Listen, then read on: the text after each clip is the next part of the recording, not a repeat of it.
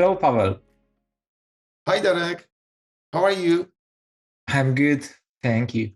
So last week we spoke about the basic information related to the TISAX labeling or TISAX activity. Today we will go more into the detailed information. So the first question, what do supplier needs to pay attention to before start work on the implementation of the TISAX standard?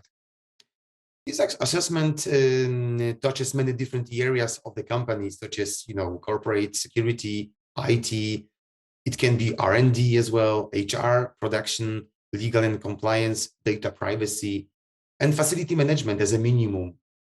Trainings, internal planning and consultation, and then internal TISAX assessment process may consume a lot of assets, including time, people, and funds. Therefore, the mentioned aspect shall be considered very carefully.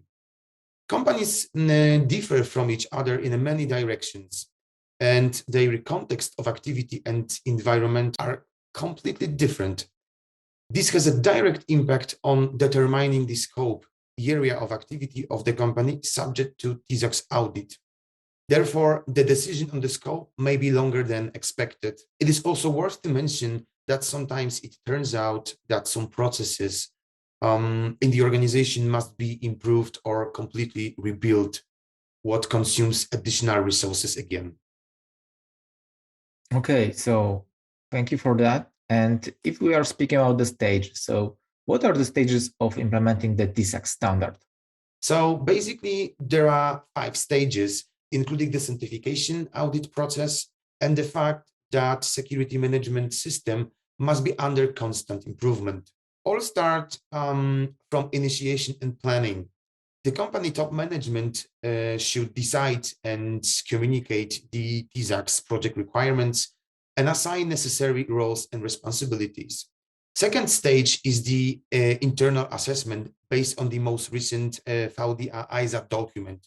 By doing so, a company may identify all the gaps, deficiency in the documentation or processes, and raise appropriate corrective action plans. In the third stage, a company must fully implement every improvement or changes planned in the previous stage. Every test of the implemented solution must be out of any defect.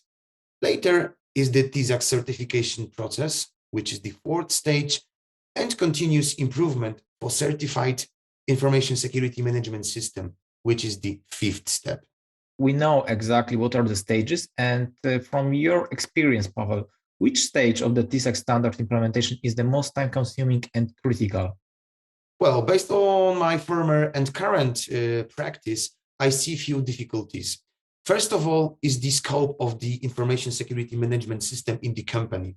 Incorrect scoping may affect on the complexity and time of the audit. Second is the planning process and necessary project steps, if performed accurately and precisely, should deliver the project outcome. Third is estimation of required assets during the planning phase. Fourth is exact risk analysis and proper and effective risk treatment. Fifth would be required information security management system documentation that must be complete, periodically reviewed, up to date, and always available for every affected party. Thank you for that information, Paweł. So there is a lot to do before we will decide to start the preparation for the TISAX labeling. And that's all for this session. And I would like to invite all our audience for the next session, which will be provided next week. So thank you, Paweł, one more time. Thank you again, and see you next week.